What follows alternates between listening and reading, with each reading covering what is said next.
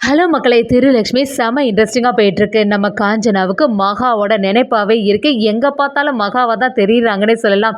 எப்படியாவது இந்த ஃபங்ஷன் நல்லபடியா நடக்கணும். இந்த இடத்துல மகா வந்துடக்கூடாதுன்னு சொல்லிட்டு, என்னதான் காஞ்சனா என்ன பிளான் பண்ணாலும், ஒரு கட்டத்தில நம்ம மகா வந்து திருவ பார்த்துட்டாங்கன்னே சொல்லலாம். வீடியோக்குள்ள போறதுக்கு முன்னாடி நம்ம சேனலுக்கு சப்ஸ்கிரைப் பண்ணுங்க. அப்படியே பக்கத்துல இருக்க பெல் ஐக்கனையும் கிளிக் பண்ணிடுங்க. அப்பதான் நான் போடுற வீடியோலாம் உங்களுக்கு நோட்டிஃபிகேஷனா வரும்.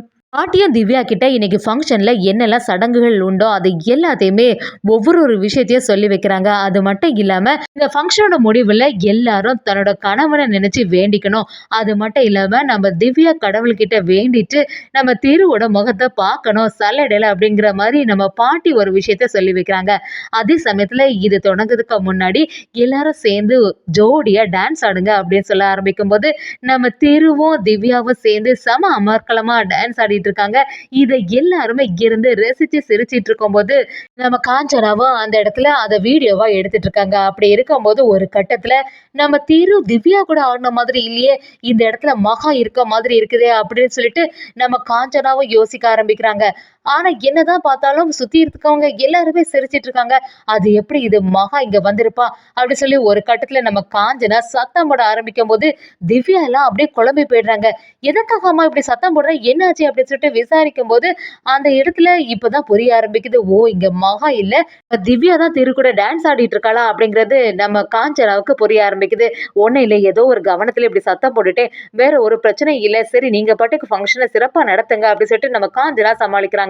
காஞ்சனாவோட மனசு ஃபுல்லாவே இந்த மகா இந்த ஃபங்க்ஷன்ல வந்து ஏதாவது சொதப்பிடக்கூடாது, காலையில விளக்கு ஏத்தின நேரத்துல இருந்தே அவனால இந்த வீட்டுல பெரிய பிரச்சனை நடந்துட்டு தான் இருக்கு அப்படின்னு சொல்றாங்க. இன்னொரு சைடு பாத்தீங்கன்னா நம்ம மயிலும் லக்ஷ்மி கிட்ட, என்ன லக்ஷ்மி நீ மட்டும் எப்பவுமே கிச்சன்ல நின்று வேலை செய்துட்டு இருக்குல்ல, இப்போதைக்கு எல்லா வேலையும் முடிஞ்சில்ல, போய் அந்த ஃபங்க்ஷன்ல போய் அட்டன் பண்ண வேண்டியதானே அப்படி சொல்லும் போது நம்ம லக்ஷ்மியும் மயில் கிட்ட, இல்லைன்னா கண்டிப்பா காஞ்சனாமாவுக்கு என்னை பிடிக்கவே செய்யாது, அந்த இடத்துல மட்டும் போனேன்னா ஏதாவது சொல்ல போறாங்க அப்படின்னு ரொம்பவே கவலையா இருந்துட்டு இருக்காங்க. நம்ம காஞ்சனாவும் இந்த இடத்துல மட்டும் மகா வரவே கூடாது அப்படின்னு சொல்லி மறுபடியும் நம்ம லக்ஷ்மி கிட்ட போய் பேச ஆரம்பிக்கிறாங்க. லக்ஷ்மி கிட்ட வந்து நான் சொல்ற மாதிரி நீ நடந்துக்கணும், என்னதான் இருந்தாலுமே நீ வந்து அந்த ஃபங்க்ஷன்ல வரவே கூடாது, நீ வந்தியன்னா பெரிய பிரச்சனை ஆயிடும் அப்படி சொல்லிட்டு நம்ம லக்ஷ்மி கிட்ட ரொம்பவே சத்தம் போட்டுட்டு போறாங்க.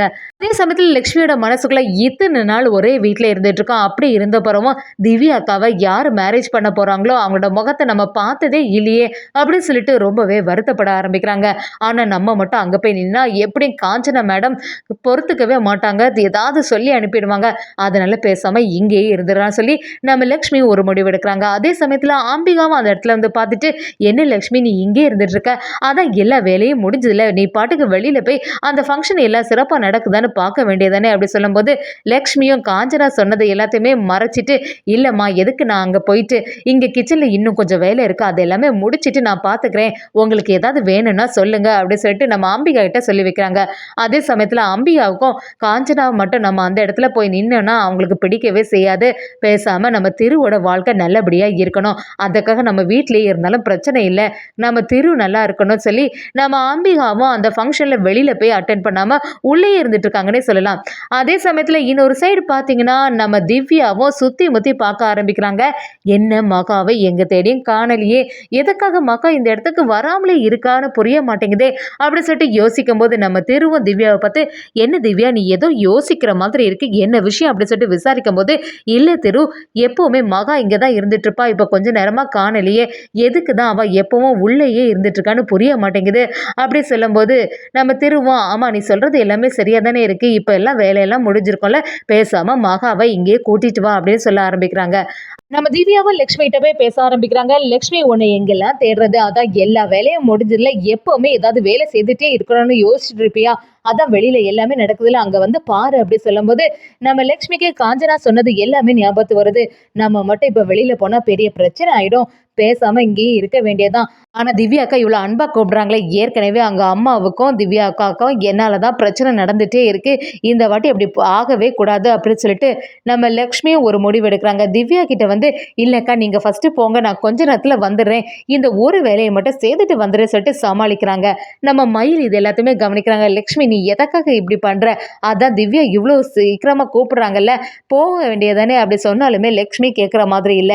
திருவும் திவ்யா கிட்ட வந்து, என்ன திவ்யா மகாவை பார்த்து பேசிட்டியா, அவள் வந்தாச்சா அப்படின்னு விசாரிக்கும் போது நம்ம திவ்யாவும் இல்லை எவ்வளோ சொன்னாலுமே அவள் கேட்கவே மாட்டேங்கிறா, எதுக்காக உள்ளே இருந்துட்டு இருக்கான்னு புரிய மாட்டேங்குது, எனக்கு ஏதோ அம்மா மேலே தான் சந்தேகமாக இருக்கு, அம்மா தான் அவளை ஏதாவது சொல்லியிருப்பாங்க, எதுக்கு எடுத்தாலுமே பயந்துட்டே இருப்பா அப்படின்னு சொல்லும்போது நம்ம திருவோம் சரி நீ எதுக்குமே வருத்தப்படாத, அந்த டைமில் கரெக்டாக அவள் வந்துடுவா அப்படின்னு சொல்ல ஆரம்பிக்கிறாங்க.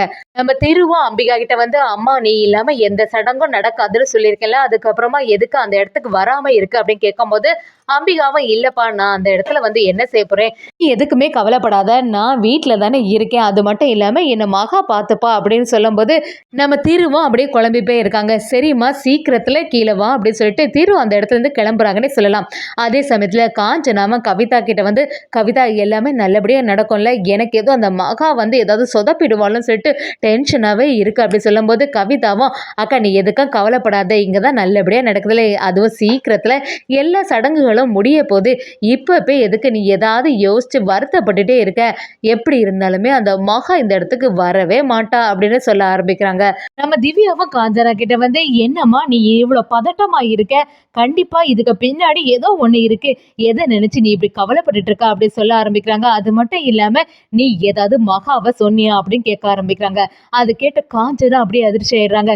நான் எதுக்கு ஏதாவது சொல்ல போறேன், தேவையில்லாம நீ ஏதாவது பேசிட்டு இருக்காத திவ்யா, இந்த டைம் கூட எதுக்கு மகாவை பத்தி பேசி எனக்கும் டென்ஷன் ஆக்கி விடுற, உனக்கு வேலையே பாரு அப்படின்னு சொல்லிட்டு நம்ம திவ்யாவை திட்ட ஆரம்பிக்கும் போது திவ்யாவை நீ எவ்வளவு சொன்னாலுமே கேட்கவே மாட்டேங்கிறம்மா, அந்த மகாவை பார்த்தா ஏன் தான் உனக்கு பிடிக்க மாட்டேங்குது தெரியல, இந்த மாதிரிலாம் அவளை போட்டு திட்டிகிட்டு இருக்காத தயவு செய்து அப்படின்னு சொல்லி நம்ம திவ்யாவும் காஞ்சனாவை எதிர்த்து நிற்கிறாங்க.